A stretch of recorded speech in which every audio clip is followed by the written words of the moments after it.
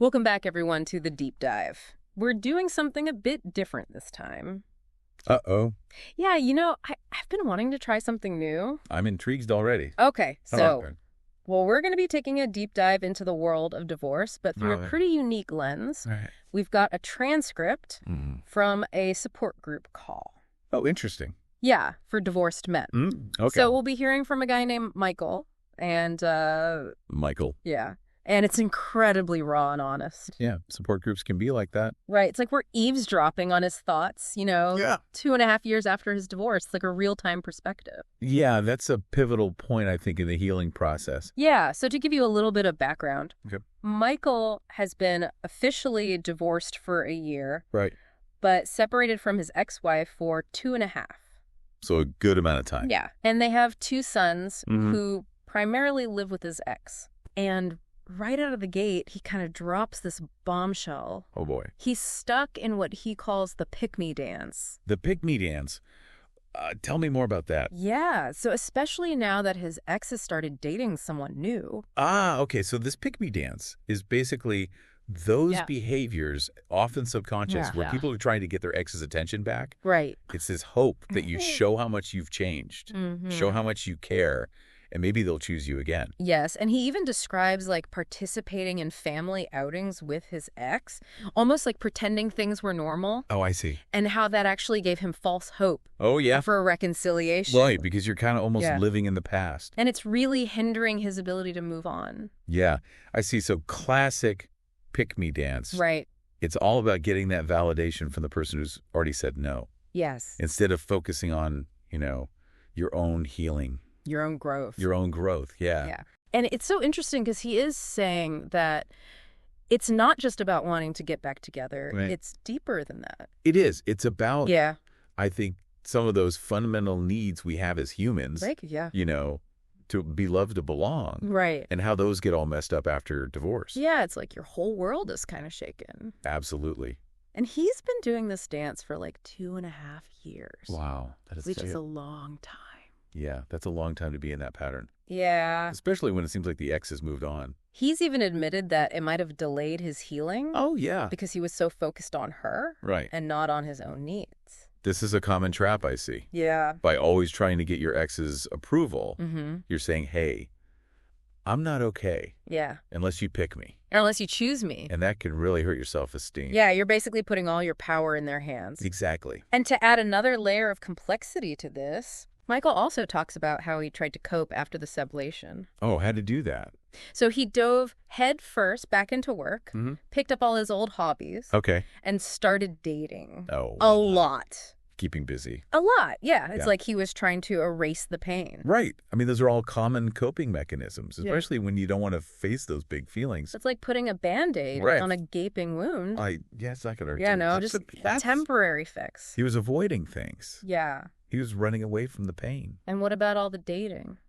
Well, Is that just another form of avoidance? it can be, especially if it's all about proving something Right. that you're still desirable. Right. Rebound relationships could be tricky Yeah, why is that? because, they prevent you from really thinking about that last relationship and, Yeah. and what you might have learned from it. So it's not about finding someone new to make you happy. It's more about using them Yeah, you're distracting yourself as a distraction. from all that inner turmoil. Exactly. And, a lot of times people don't even realize they're doing this. Right. It's not a conscious decision. Yeah. It sounds like Michael was really headed down a path of self-destruction. Yeah. Yeah. But thankfully, he had a turning point. Okay. Started going to therapy. Good for him. Yeah, he started recognizing these patterns. That's great. And he made a conscious effort Good. to really focus on himself. That's so important. Yeah, it's like he finally took off those blinders Mhm. and started looking inward Yeah. instead of constantly seeking that external validation. Self-awareness, that's the key. Yeah. That's the foundation of any real change. You got to understand yourself, Yeah, your behaviors, Yeah. your motivations, Yeah. what's driving you. your needs. Then you can start making better choices. And it seems like therapy played a big role in that for him. Oh, absolutely. Yeah. Therapy can be so helpful. Yeah. It gives you that safe space to explore those tough emotions. Mm-hmm. It's like having a guide Yeah. to help you through all that mess in your head. Yeah. Because it can be pretty messy. Right. And speaking of messy, Michael shares this really specific anecdote that kind of shows his progress. Okay, I like anecdotes. Okay, so he accidentally stumbled upon his ex-wife's Spotify playlist. Oh, no. And get this, it's titled Make Out Music. Oh, my gosh. And, he sees her new profile picture with her boyfriend. Oh, that's got to be tough. Huge trigger for him. Yeah, triggers, they can be anything. Yeah. They take you right back to that emotional intensity of the past. It could be a song, a smell, a place. Yep. A phrase. It's amazing how they just bypass your rational mind. Yeah, logically, but it still hits you. Right into those raw emotions. So even though he knows logically his ex has moved on, seeing that playlist, that picture, it really hurt. So how did he react? Well, that's the crucial thing. Mm-hmm. He recognized it was a trigger. Okay. He acknowledged the feelings. Could you? And he chose to move on. Oh, that's great. Without letting it ruin his day. So he didn't call her? No. He didn't try to, mess things up? No, he just observed. Wow. Let it pass. That's real progress. Right. It's not about denying those feelings. Right. It's about, learning. Yeah, learning to experience them without letting them control you. Exactly. And he's starting to get it. Yeah, it's like those small victories. Yes. Those moments of choosing a healthier response. They pave the way for big change. They really do. You got to celebrate those small wins. Yeah. They build your confidence. Okay, so things aren't all perfect, though. Of course not. Yeah. He is currently dating someone new. Okay. Who's very understanding. Okay. But she has expressed some concerns. Oh, what's she worried about? About his potential, lingering attachment to his ex-wife. Makes sense. Makes you wonder, is he really ready? Right. Can he really be present Yeah. and committed? Without resolving those feelings. That's a big question. It really is. He's kind of at a crossroads. He is. He's made progress. Yeah. But there's still some stuff from the past that could, really affect him. What do the other guys in the group say? Oh, good question. What did they say? Well, they really encourage him to prioritize his own healing. Okay. To be honest with his new girlfriend Yeah. about where he's at. Good. And to not use her as a crutch. Right. He's got to find that strength within himself. Yes. Not rely on someone else to fix him. Yeah. It's really solid advice. Yeah, it is, It's like they're telling him to take ownership of his healing. And avoid those patterns that could hurt the new relationship. They've been there. Right. They get it. Yeah. They understand how complicated it is. Mm-hmm. And how tempting it can be to rush into something new. It's that combination of empathy and tough love. That can be so valuable. Absolutely. During a tough time. And that's what support groups are all about. Right. Shared experiences. Yeah. Validation. Yeah. Practical advice. From people who get it. Exactly. And Michael is so grateful for this group. Oh, that's great. He talks about how just reading the Reddit page in the early days Oh, wow. gave him hope. Just knowing you're not alone can be so powerful. He even compares his experience to previous generations who Right. didn't have, That kind of support. that readily available support. Yeah. He points out that despite the triggers, Right. like that playlist incident, Uh-huh. technology has been a huge help In what way? connecting people, Yeah. reducing that sense of isolation.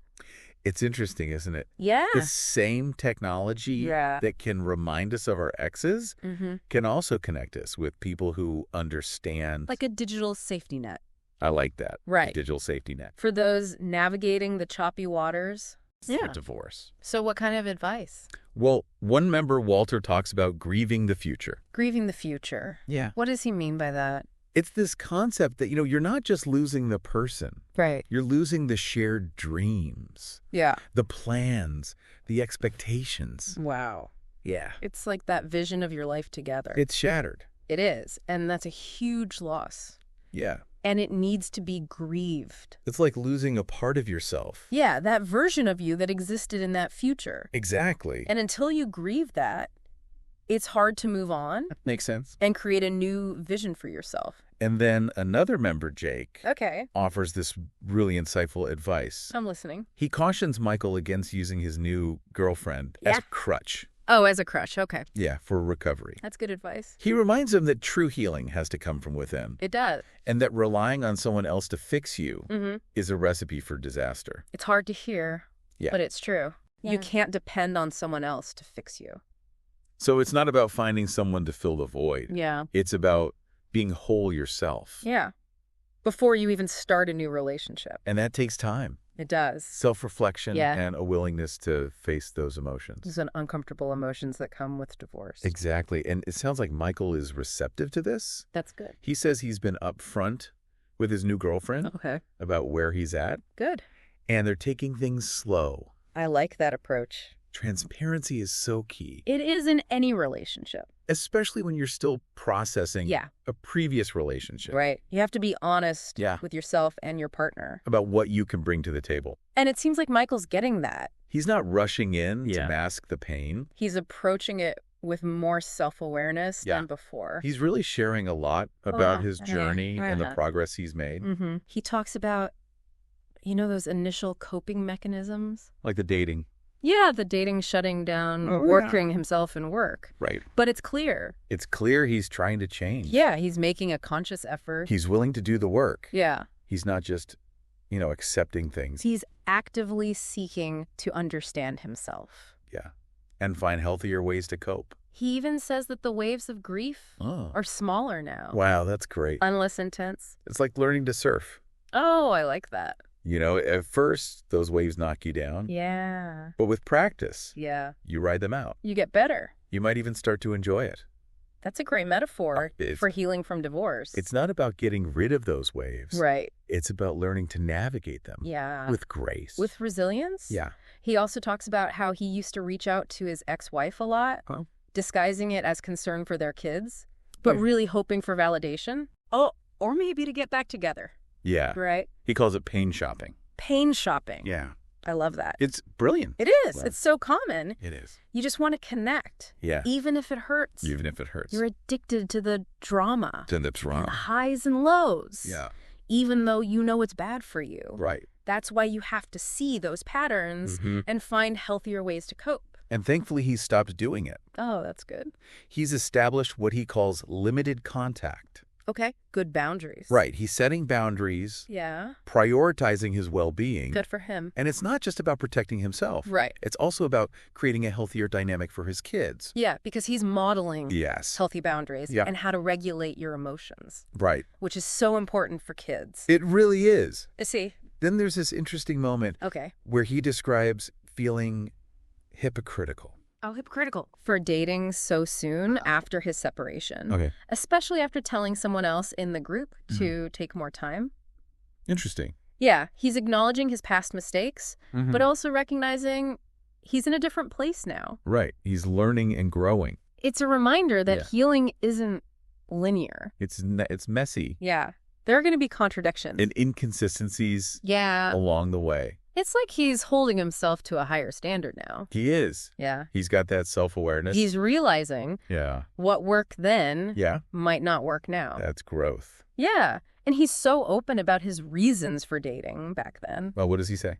He felt rejected and wanted to prove his worth. So that need for validation. Yes, that deep-seated need for validation. We all have it. We do. That urge to feel lovable after rejection. It's human nature. And again, it's usually not conscious. No, it's those subconscious fears. We're not even aware of. That's why self-awareness is so important. It is. The more you understand those motivations, the better choices you can make. And speaking of self-awareness, there's this powerful exchange between Michael and the group facilitator, Ethan, where they talk about trauma. Trauma in divorce? Yeah, in the context of divorce. That's interesting. Yeah, it really validates how intense it can be.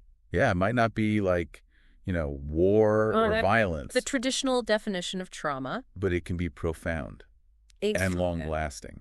Jake actually makes a distinction between big T trauma and little T trauma. Little T trauma. He says that while divorce might not be big T, it can still leave scars.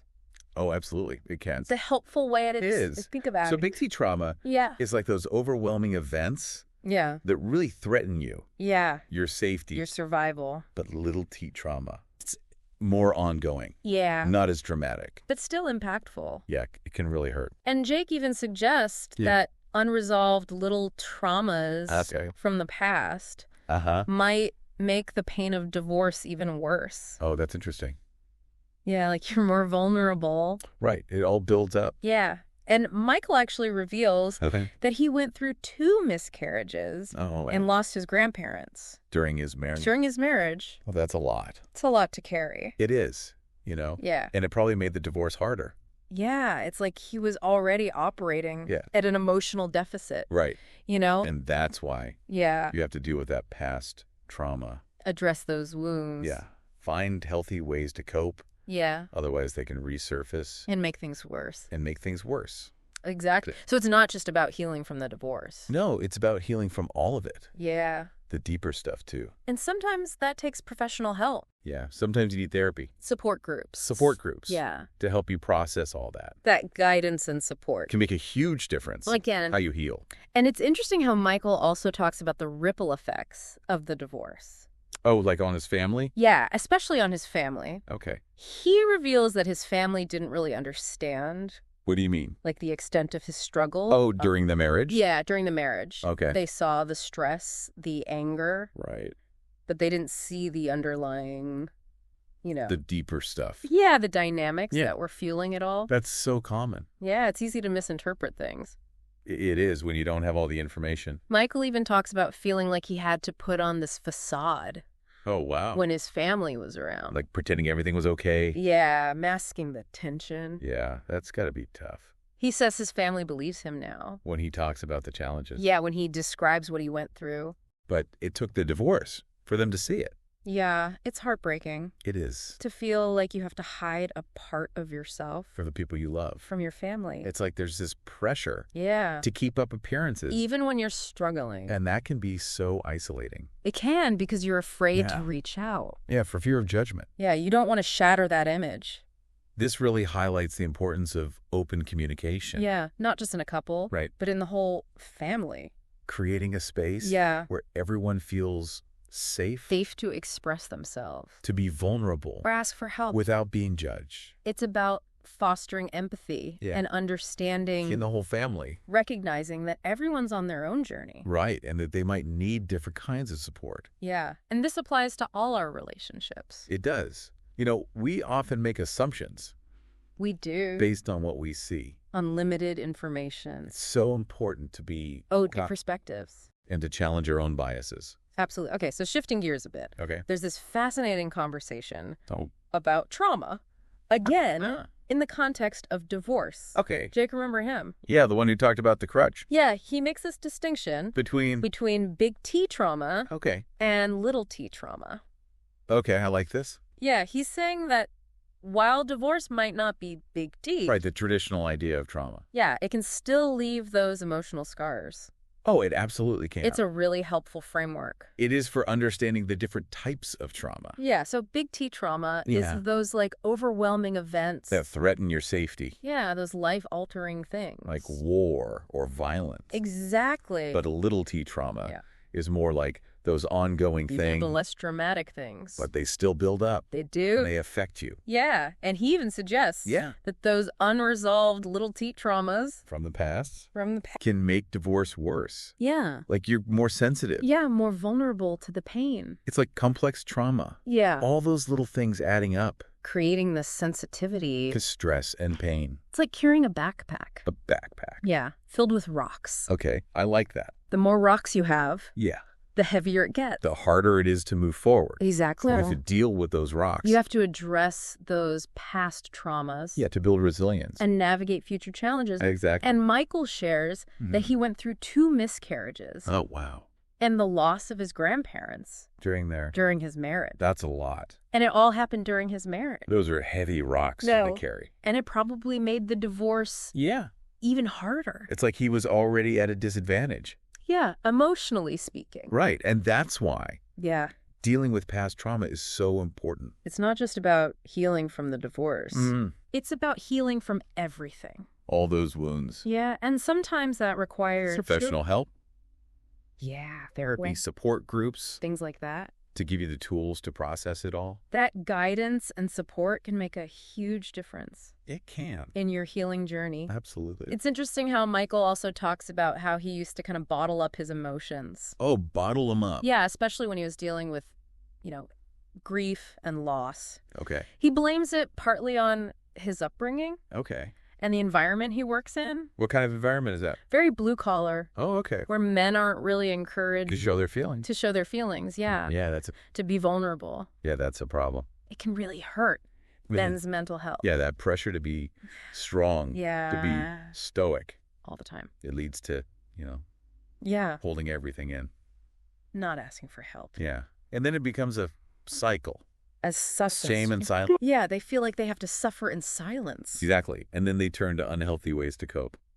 And it just makes things worse. It does. But Michael's journey really shows how transformative it can be. To challenge those norms. Yeah. To break free. He's realizing that not opening up and not seeking support. It hurt him. It really hurt him. It probably contributed to the divorce. And he's actively embracing vulnerability now. Oh, good. Yeah, both in the group and in his life. That's great to hear. He talks about the group being a safe space where he can share. Yet without judgment. Yeah, and receive that validation. That's what community is all about. It is. Finding a place where you feel seen. Yeah. Heard. Understood. It's so healing. It can be so healing. You can finally let your guard down. Yeah. Deal with those emotions. And start to rebuild yourself. It's like you're putting the pieces back together. Yeah. And he even expresses gratitude. Oh, that's nice. For the advice and the encouragement. From the other guys. From the other guys. That's the beauty of shared experiences. Yeah. We might have different stories. Yeah. But those underlying emotions. Yeah. The challenges, the triumphs. They connect us. They do. We realize we're not alone. And that brings us to the biggest takeaway from Michael's story. What's that? Healing is not a destination. It's a journey. It's a journey. It really is. Ups and downs. Yeah, progress and setbacks. Joy and pain. It's not about never feeling those things again. Right. It's about learning to handle them better. With more grace. More resilience. More self-compassion. Exactly. And Michael shows us that even in the midst of heartbreak and uncertainty, there's always hope. For growth. For transformation. His story really is a beacon of hope. It is. For anyone going through divorce. Or any big life change. You're not alone. Yeah, there's support out there. And with time and effort. And a willingness to be vulnerable. You can come out stronger. Stronger than ever. Absolutely. Thank you for joining us. Yeah, thanks for listening. For this deep dive. We hope you found it helpful. We hope you found it insightful. And thought-provoking. And remember. Keep exploring. Keep learning. And keep diving deep.